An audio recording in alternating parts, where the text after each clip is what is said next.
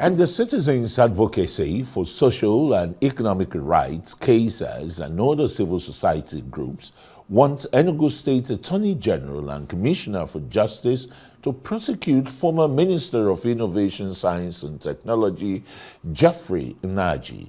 Addressing journalists in Abuja, Executive Director of CASA, Frank Tietie, says the organization has already written to the Enugu State Attorney General to immediately begin the prosecution of Nnaji, as federal agencies that should have prosecuted him appeared to be dragging their feet.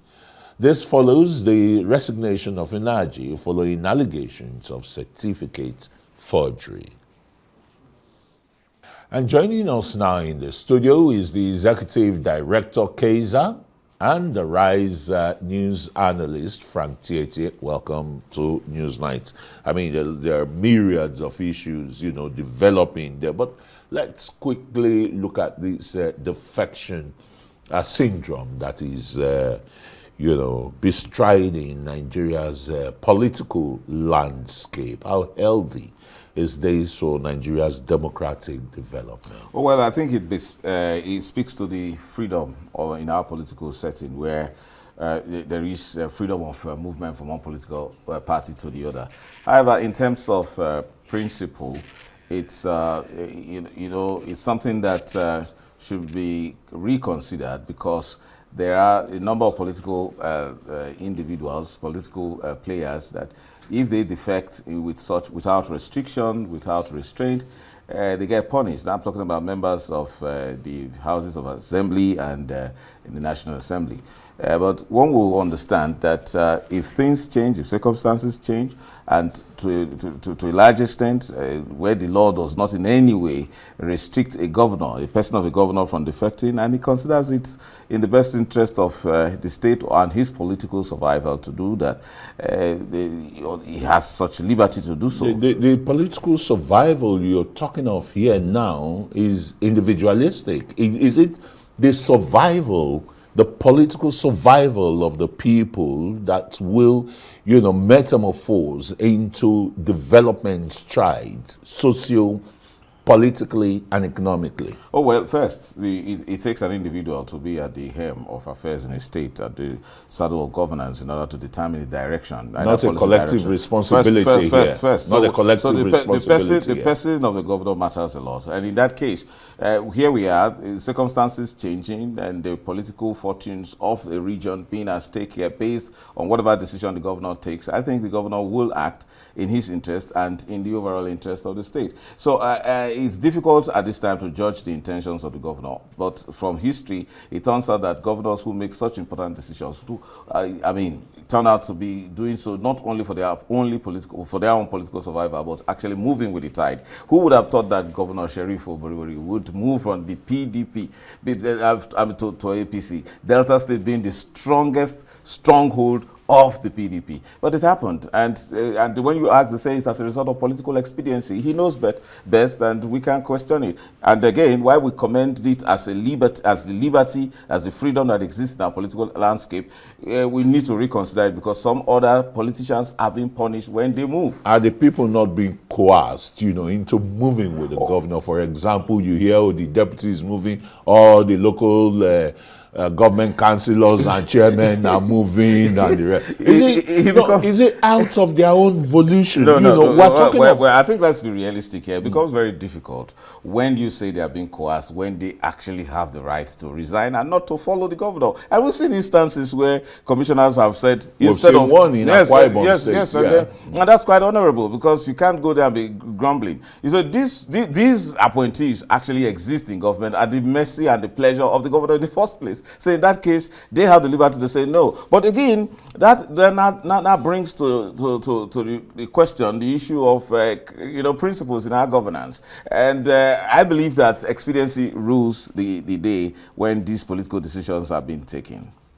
Okay, let's quickly look at the controversy that enveloped the former Minister of Science, Technology and Innovation, who some people believe has been swallowed, by the political conflagration in his state, Enugu State, and the rest, and sacrificed on the altar of political expediency, let's use your own language here, for certificate forgery. That matter is still in court. I feel... And the case and other CSOs are saying it should be prosecuted. Oh, yes, because I feel personally, I lead the civil society organization for, in this case, one of them that is calling for the prosecution of Unachi, because I felt very bad, and I still feel very bad, because Kesa was one of those civil society in the forefront of calling for Kemi Adeosun to be prosecuted, to resign. And then the woman honorably resigned without much controversy. In fact, she gave explanation, apologized. But I don't think that Geoffrey Unachi has that remorseful posture. I mean, he did. Isn't that enough remorse? Wait. You need to understand the scenario of his resignation. Said he is resigning to pave way for the government to be without any controversy. So he hasn't actually, said he did isn't wrong. that honorable enough? Wait a minute. You see, if he had apologized to Nigerians that he lied all through, and that all the time he was trying to defend or cause the court abuse the court process. That matter is still in court. So why would you want him? What the matter that is not in court is the fact that his resignation is a presumption of his guilt, in the sense that he has finally agreed with the Premium Times inquiry that reported that he actually forged his certificates of his degree and that of NYSC. Isn't it circumstantial evidence you're putting forward here? Presumption before the facts of the law here. No, there's no issue of presumption here. The question is that there is a university authority, which is the final authority in this matter, that says, look, this document that you carry out, or this claim that you have, that you graduated, never happened. You're not a graduate of University of Nigeria. That's a very important fact. We have seen an authority that is overriding. Sorry, I'm not supposed to be debating this, yes, but trying to align certain facts, you understand, that are similar. The governor of Enugu State was denied or was said not to have his NYSC certificate. The NYSC came out to say so, but the DSS cleared him. How do you reconcile? No, wait. How do you reconcile this? Who is the clearing authority in that situation? I think you should refer to what we call a competent authority. And the competent authority in the case of Governor Uba is the court. And when the court, let me tell you, the presumption is that whatever the court pronounces is correct. So when the court in the case of Governor Uba says that the NYSC was wrong, in fact, even fined the NYSC, and then pronounces Governor Uba to be in total compliance, there's nothing anybody can do about it. But here we are, a clear case of the university authority saying you forged any whatever purported certificate you are presenting outside there, and then goes ahead to make a very positive statement and say that you did not graduate. And the man kept on, and the man has been in business, been in politics, has held one of the highest offices in our country, saying that he's a graduate of an important course like biochemistry, microbiology or whatever, and then he occupies another very important position like the Ministry of Innovation, Science and Technology. The point is this: let's go back to the principle of the goal, the purpose of criminal law. Punish some people so that there will be a deterrence. If Kemi Adeosun, at the time she resigned and then she was actually tried, even though it was a fine. And somehow we won't have this Geoffrey Unachi's case coming up, because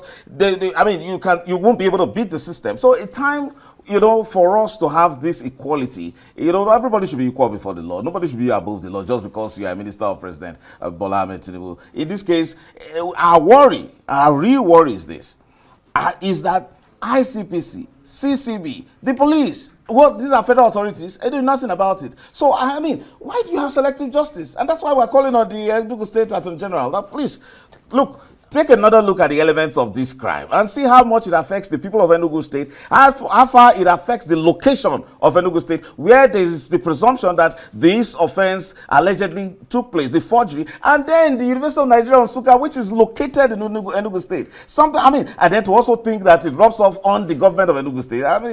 We need to get to the bottom of this matter. Prosecution starts with investigation. The federal authorities are unwilling, and let's see that everybody is equal before the law. If Kemi Adeosun resign, if all the other persons have been resigning, and we don't have any prosecution of these matters, I think it's just selective justice wrong. All right, thank you very much. Very quickly, let's look at the list of the presidential pardon by Mr. President. Unprecedented in the history of this country that you have, that lengthy list, you know, dating back to even the time of Herbert Macaulay, who, I find it very interesting. Who, you know, was a great politician and a professional, a nationalist, yes, who campaigned around the country, but for early death, he probably would have been Nigeria's first president, prime minister. Yeah, because yes, he deserved it. He made quite a lot of sacrifices. He united these politicians in this country. Azikiwe was his man. I mean, was one of his proteges. Yeah, that's Nnamdi Azikiwe. Yeah, he's such a great fellow. I mean, we are so proud of him. He, at the point in time, his picture was on imprinted on the most popular Naira note we had. That's 1 Naira, and I feel bad that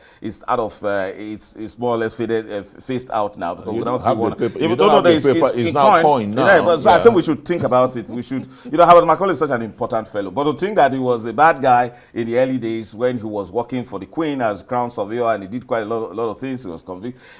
So it has. He was Surveyor General. He was, then. Yes, that was the equivalent as a Crown Surveyor. Yes, and he did quite a lot of things. And out of respect for his memory, we'll say some of those things. But now it's important, and I like what the president has done. I mean, if you go to Wikipedia today, which I checked on my own before all of this part of, because I was so fascinated by the guy. Because to think that imagine a president having 4 degrees. He had a degree in architecture, he had a degree in engineering, had a degree in music, and then he also had a degree, I mean, he was a fantastic person. Our first Almost president, I mean, to think about that, and then to just spoil his record at the Crown, I mean, so it should be obliterated from the record. And that's what President there was no conviction. Yeah. And then if you look at the list further, I'm also fascinated by the fact that you see Mariam Sanda there, and then Mariam Sanda is important because if you think about spousal murder, you know, spousal homicide being oftentimes coming from the husband against the wife, and then in this case, this time the reverse. You know, but again, we also have many of these cases, so it seems as if connection matters a lot. So if you must have some measure of high connection to the presidency to enjoy this, but don't also forget that it's not only the president that has this power of prerogative of mercy, the governors do. So what the president has done today, and I think that this should be regular. The president should be able to look at, because we have a National Correction Service Act that should be able to give reports about the character of persons, and then on that basis, the president's powers under Section 176 should not just be there to be given to only his friends. And by talking about friends, many people expected that the highly respected James Ibori would have made it to the former list. governor of Delta State, that is so well loved, so highly respected. We don't matter whatever conviction they say that he has. But some of us late Alami Sega too. Yes, but you see, the controversy has been that was he convicted in Nigeria? But some of us have argued that if you think that his conviction will be of any effect in Nigeria, then the president of Nigeria does have the powers to also, you know, to remit and also, you know, pardon him completely. Because we run a Commonwealth system, a common law system, where we also have mutual legal assistance, you know, agreements with the United Kingdom. So I think that James Ibori should enjoy that. And the coup piece of 1985-86, and co. It's a good thing that General Ibrahim Babangida is still alive. And one would have wondered that couldn't he, as you know, commander-in-chief of the Nigerian Armed Forces, you know, witnessing his friend, his closest friend in the army, being taken to the gallows like that, and he didn't do anything about it. And to not think that this president is doing it shows that it's not being spiteful to IBB, but it actually is telling IBB that you could have done this. Is it not healing? Of course, of course, you can see how grateful the Vasta family has been. But one would have thought, and I remember being in secondary school at that time, imagine Wole Soyinka, Chino Achebe, and JP Clark. I mean, approaching IBB and say, look, you can't kill this man. Consider this. And by the way, what happened? The coup didn't really succeed. In fact, there was a question, and there has always been, was it a phantom coup? You know? So I think that was a very painful aspect. But I think the president has actually sent a very strong message that, see, it doesn't matter. All he needs to do, I mean, he has wide powers. All he needs to do is to consult. Consulting means he shows the list to the Council of State, and the Council of State doesn't have any reason but to just agree with him. They gave express approval. And then Farouk Lawan, I mean, controversial as it may be, one was thinking that perhaps it has some political benefits for the president because that's an important, very popular Kano State, politician. Okay, thank you so very much. No better place for you to, drop the for us. Frank Tietie, Executive Director, Kaiser, and the Rise News Analyst will come in on Newsnight. Yes.